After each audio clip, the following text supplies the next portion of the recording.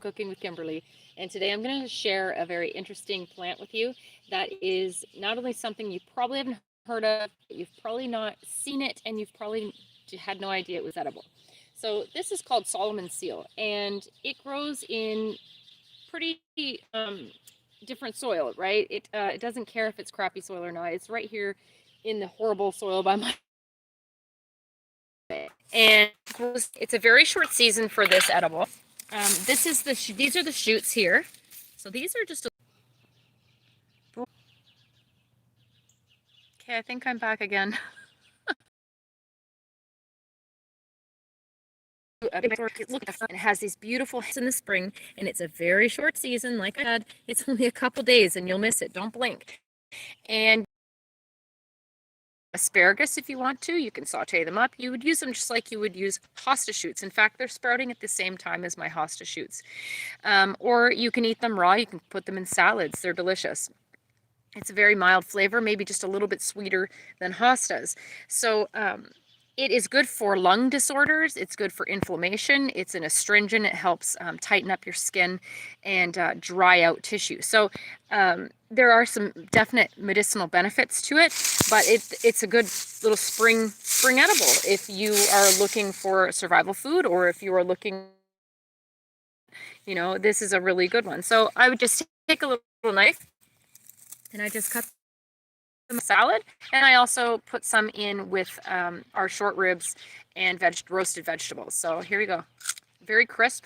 What do they taste like? Tastes like something else I know. It's delicious. Why can't I put my finger on it? They're very sweet. That's good, and crisp and delicious. Yum. So see, they're rolled up, and that's going to be the leaf. So that's these guys. They're going to come out, and they're already starting to pop out. This one's opening up some too. So I wouldn't even eat these anymore. Okay, but I do have just harvest. I want this inner is unreal. Okay, so you could even just break it off at the base, but I like to use a knife. Just easier, and you get delicious. If you've never tried them before, it's a very beautiful plant, and I hope you try it. I won't miss it again. Next year, I have it written down this time. But you'll see, I do have some hostas coming up here, and I did a hosta show not too long ago. So here's my hostas right next to them, and very similar, right? Very, very similar. In fact, I walked right over them because they're covered in leaves, and I didn't even know they were there.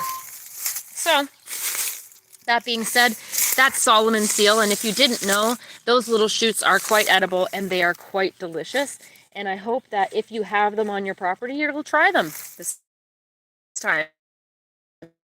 You won't be worried about it. And the leaves have unfurled.